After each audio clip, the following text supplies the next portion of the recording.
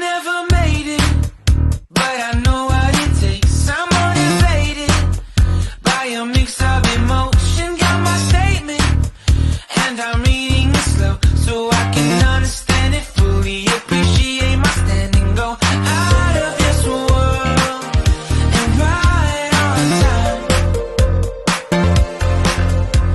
Oh, never in my life have I seen the sky light up like this. I'm far away from Earth and I wanna know if you exist. Mission control, do you read me? Send me my coordinates lately.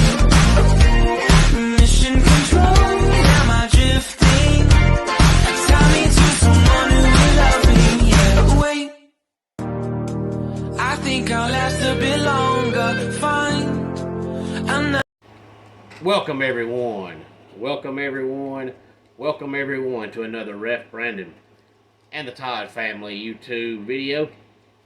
Wherever you are, whatever you may be doing, thank you so much for making Ref Brandon and the Todd family a part of your day. We always greatly appreciate it.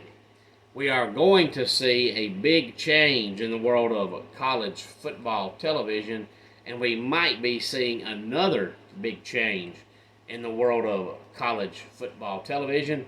We'll talk about that coming up here in a few minutes, but first, I want to do something that I believe I have not yet done here on the channel, and that is preview a college football team from the FCS level. Now, I recall a couple of years ago when the FCS played their college football season in the spring, I previewed the national championship game, but I don't think I have, as of yet, previewed an entire team's schedule. So I believe this is going to be a first here on the channel. If I'm wrong, and I've done this before, somebody correct me, but I don't believe I have. But that reminds me that I believe they need to change the name of FCS. If you are a long-time college football fan, you know that it used to be you had Division 1A and 1AA. Well, a few years back they decided that that was outdated. It was time to change the names of that and no longer call it Division 1A and 1AA. And then at the time when they changed it, 1A had bowl games and 1AA had playoffs. So the B in FBS stands for bowl, and the C in FCS stands for championship. But if the FBS level is now going to have playoffs as well, then that technically makes them both FCS. So are they just going to have FCS 1, FCS 2, or are they going to go back to Division 1A and 1AA, or are we going to find something else to call them? I'm curious as to what they're going to do. I just thought about that when I was talking about 1A and 1AA. But anyway, the team I'm going to talk about plays in Greenville, South Carolina. Their stadium capacity is 16,000 people. It's called Paladin Stadium. Their head coach is Clay Hendricks. This will be his 6th season. I think he's a great coach. His record so far at Furman is 41-26. Now, Furman won it all in the FCS football championship in 1988. But I believe they've also had a couple of runner-up finishes, and they're generally a really good, really respectable, really respected team. Now, before Clay Hendricks came along, they had a few seasons where they were down. For the most part, Furman's always a really good FCS team. Now, FBS teams play 12 games a year, but FCS teams play 11 games a year. Furman opens up in about 4.5 weeks, 4 weeks from this Thursday, August the 31st, 7 o'clock at home against the Golden Eagles of Tennessee Tech. And then on September the 9th, they play South Carolina. And then on September 16th, they play Kennesaw State. And then on the 23rd of September, they play Mercer. They are off the final week of September. And then moving into October, they play the Citadel on October the 7th, Samford on October the 14th, the Catamounts of Western Carolina on October 21st, and then wrapping up the month of October, Halloween weekend on the 28th against East Tennessee State. And then heading into November on the 4th, they play the Chattanooga Moccasins. On the 11th, they play VMI. And wrapping up the regular season with their rivals who play right up the road from them in Spartanburg, South Carolina, the Wofford Terriers. Now, for a long time, that Furman-Wofford game was always a really good game from two bitter rivals at the FCS level. But then, as I said before, Clay Hendricks came along. Furman had a couple of down years. And then a couple of years ago, Wofford's longtime head coach, Mike Ayers, retired. And the last couple of years, Wofford football has been absolutely atrocious. So hopefully this year we'll get back to seeing the good old-fashioned Furman-Wofford football games. But as I look over their schedule, I've got them going 8-3. I believe their 3 losses, of course, one will come to South Carolina. Now, I know they beat South Carolina a few years back, but I don't think they beat them this year. They lose to South Carolina, they lose to Samford, and they lose to Chattanooga. And, of course, with the FCS having playoffs, if they go 8-3, they're easily a playoff team, especially with the one loss to South Carolina, who is an FBS team. Now, as I always say, though, the games they lose really don't matter.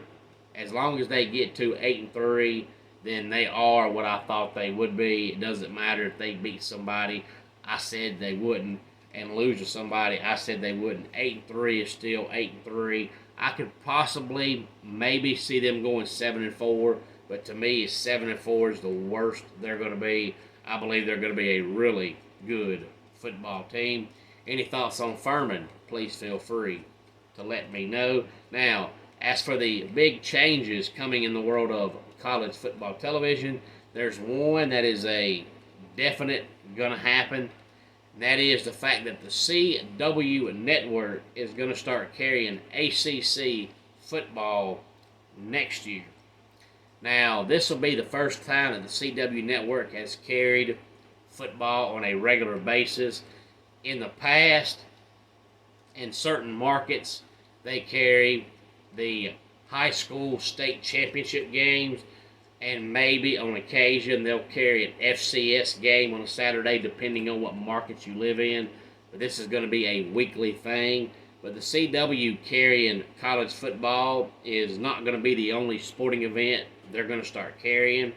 It was announced earlier this week that starting in 2025, all 33 NASCAR Xfinity Series races will be on the CW network. But not only are they going to carry all the races, they're going to carry all the qualifying, all the practice, all the interviews, all the behind-the-scenes stuff. The CW network starting next year is going to carry some kind of sporting event 48 weeks out of the year. So there's only going to be 4 weekends a year that there will not be some kind of sporting event on the CW network. And that's different because the CW network for years has carried shows like the Gilmore Girls, and you just didn't see sports on there. But it was recently sold, and apparently the new owners are going to take sports seriously because, according to TV numbers, the best ratings on television are for live sporting events. Doesn't matter if it's baseball, basketball, football, hockey, golf, soccer, it doesn't matter. The best TV ratings in each market come from live sporting events. So the CW network wants to be a part of that. I cannot recall the exact amount of money they're paying the ACC, but I do know the deal with NASCAR is going to be an $8 billion deal over 7 years, and it's going to help NASCAR tremendously because it will be the first time ever that all the NASCAR Xfinity Series races are going to be exclusively on television and regular television without having to have some kind of cable or satellite. And that's good because if you look at TV numbers, you see more and more people cutting the cost and getting rid of cable and satellite on a regular basis. So it really doesn't do you much good to have your sporting events on cable or satellite if nobody has cable or satellite. And it's better for them to be on the CW network. Otherwise, you have to pay extra money to watch your team play. But CW is going to carry golf and women's basketball and all sorts of stuff starting next year. And the big change we might see is that the rumor is Disney is wanting to sell ABC. Now, there are no details as of yet as to who is in the market to buy ABC. But right now, since ABC and ESPN are both owned by Disney, on Saturdays, you see the studio guys. It used to be John Saunders, but now it's different people. Usually it's Kevin Nagandi and Booger McFarlane and Jesse Palmer and Joey Galloway and guys like that are in studio that are showing highlights between games and doing the halftime show, and they're on ABC and ESPN since they're both owned by the same network. And of course, all the ESPN primetime games are on ABC with Chris Fowler and Kirk Herbstreit. But if Disney does sell ABC, that won't happen because Chris Fowler and Kirk Herbstreit and Joey Galloway and all those people, they are employees of ESPN. So if ABC gets sold, they will no longer get to be on ABC.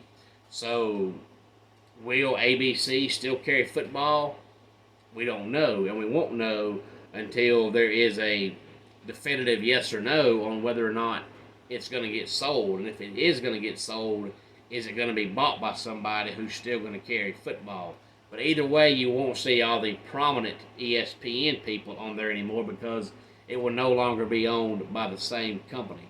So one definite change coming in the CW network, going to start carrying college football, and maybe another big change coming, and maybe Disney's going to sell ABC. That rumor came out about Tuesday of this past week, but still no definitive yes or no on whether or not they're going to do it. If they are, how much are they selling it for? Who's going to buy it? We don't know yet. Any thoughts on any of this, please feel free to let me know. Homes for Our Troops is a publicly funded 501c nonprofit organization that builds and donates specially adapted custom homes nationwide for severely injured post 9/11 veterans. Since the 2004 inception, nearly 90 cents of every dollar spent has gone directly to our program services for veterans. Visit at hfotusa.org. Let's go ahead and get our dad joke of the day in here. Why did the drum go to bed? It was beat.